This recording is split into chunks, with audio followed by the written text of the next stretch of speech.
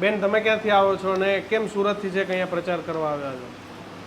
અમે સુરતથી આવ્યા છીએ અને એક અમારા કિરીટભાઈ એક પાયાના પથ્થર જેને કહેવાય કે પાયાના કાર્યકર્તા છે. આ 24 વર્ષની ઉંમરે જેણે એની કાર્યસિદ્ધિને હાસિલ કરવા માટે આ પગલું એને જે આ નિર્ણય લીધો છે અને પાર્ટીએ ભારતીય જનતા પાર્ટી એટલે કોઈ નાની સૂની પાર્ટી નથી.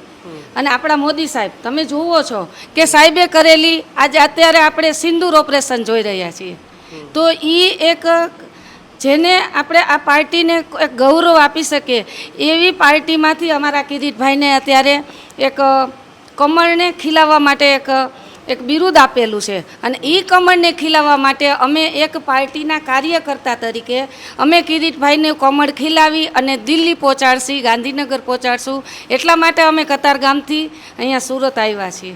તમારે કેમ કતારગામથી અહીંયા આવવું પડ્યું? અમારા કતારગામમાં ગોપાલભાઈ લડેલા હતા ઇલેક્શન અને અમે એને હરાવેલા છે અને અમે એનું બધું જોયેલું છે.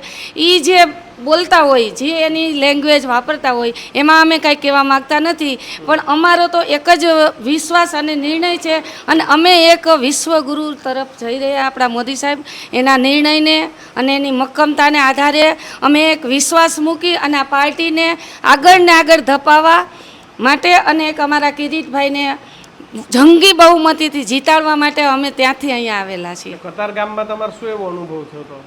કતારગામમાં અમને કોઈ અનુભવ જ નહીં. અમે તો અમને તો ખ્યાલ જ હતો કે જેને કોઈ પાર્ટીનું કામ જ નથી કરેલું. અમે પહેલેથી આ વિકાસના કાર્યોને કામને આગળ અમે ધપાવી છીએ અને એક યોજના જે કતારગામમાં એક યોજના અમે ઘરે ઘરે બહેનોને અપાવી છે. આ જનધનથી માંડી અને ઠેક સુકન્યા યોજના સુધીના જે અમે વિકાસના સાહેબોની જે યોજના છે એને અમે સીધી રીતે હાસિલ કરાવી છે. તો ત્યાં કિરીટભાઈને શું ગોપાલભાઈને શું ખબર હતી કે કઈ યોજનાને શું લાભ લેવડાવ્યા હતા, એમાં પબ્લિક એને કઈ રીતે ઓળખે કે એને વોટ આપે. તેવી જ રીતે ગોપાલભાઈ અહીંયા આવ્યા છે તો અહીંયા તો બિલકુલ એને કોઈ રેસિડન્સી નથી, તો એને અહીંયા કોણ ઓળખવાનું છે અને કોણ વોટ કરવાનું છે? એ ભલે ગમે એટલા બોલે, ગમે એટલી લેંગ્વેજ વાપરે કિરીટભાઈ વિશે, પણ કિરીટભાઈ વિન છે, 25-30 હજારથી વિન છે. મિત્રો, આવા જ વિડીયો અને શોર્ટ્સ જોવા માટે આજે જ અમારી ન્યૂઝ રૂમ યુટ્યુબ ચેનલને સબસ્ક્રાઇબ કરો.